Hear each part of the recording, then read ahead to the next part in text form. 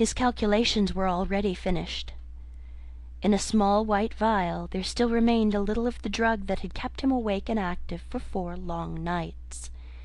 Each day, serene, explicit, patient as ever, he had given his lecture to his students, and then had come back at once to this momentous calculation. His face was grave, a little drawn and hectic from his drugged activity. For some time he seemed lost in thought. Then he went to the window, and the blind went up with a click. Halfway up the sky, over the clustering roofs, chimneys, and steeples of the city hung the star.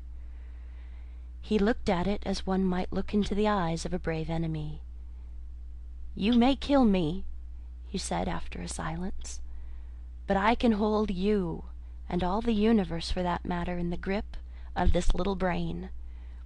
I would not change, even now." He looked at the vial. "There will be no need of sleep again," he said. The next day at noon, punctual to the minute, he entered his lecture theatre, put his hat on the end of the table as his habit was, and carefully selected a large piece of chalk. It was a joke among his students that he could not lecture without that piece of chalk to fumble in his fingers, and once he had been stricken to impotence by their hiding his supply. He came and looked under his grey eyebrows at the rising tiers of young, fresh faces, and spoke with his accustomed studied commonness of phrasing.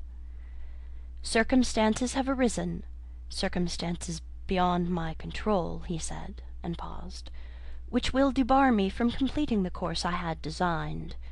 It would seem, gentlemen, if I may put the thing clearly and briefly, that man has lived in vain."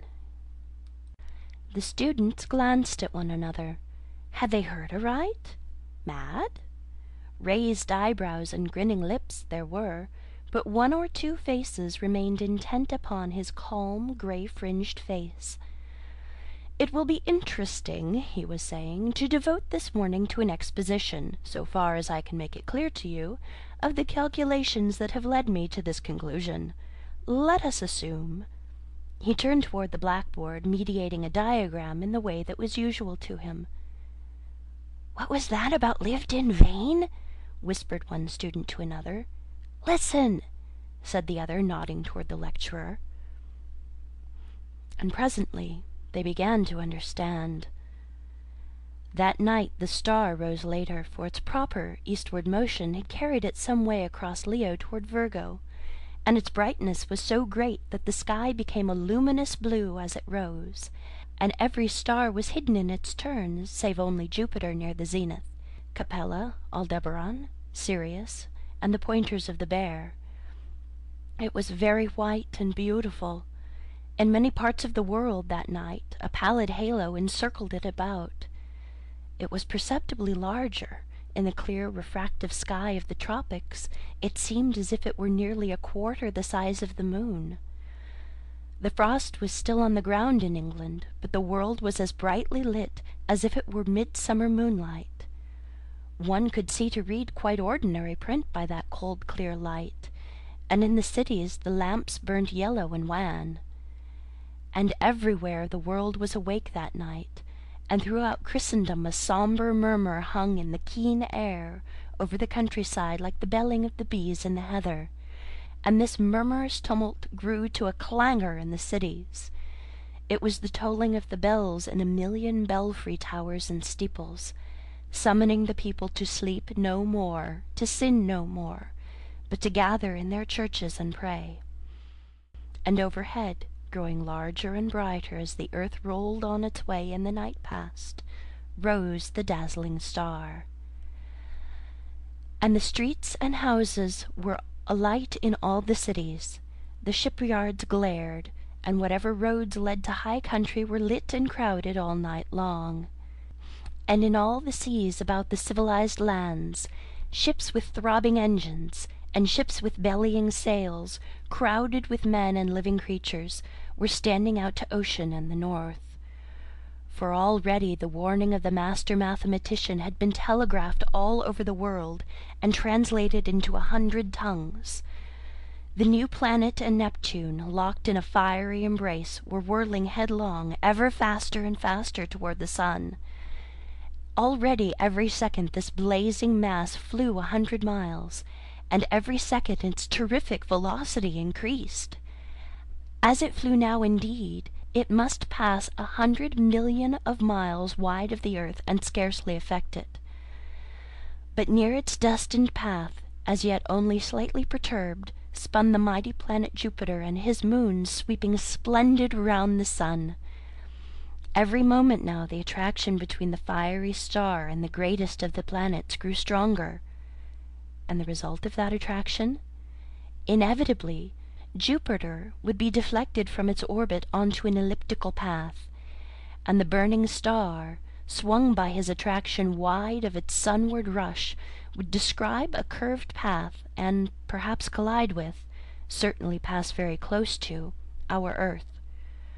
Earthquakes, volcanic outbreaks, cyclones, sea waves, floods, and a steady rise in temperature to I know not what limit, so prophesied the master mathematician.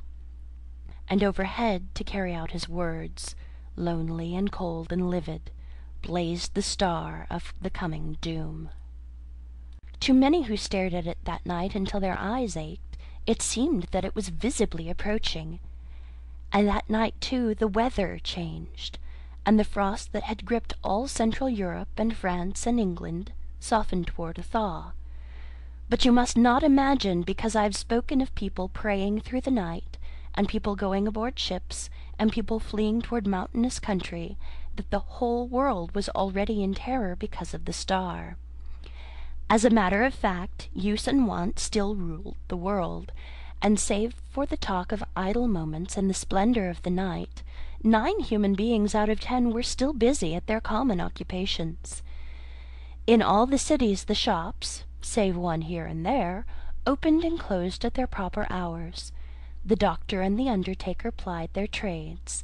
The workers gathered in the factories.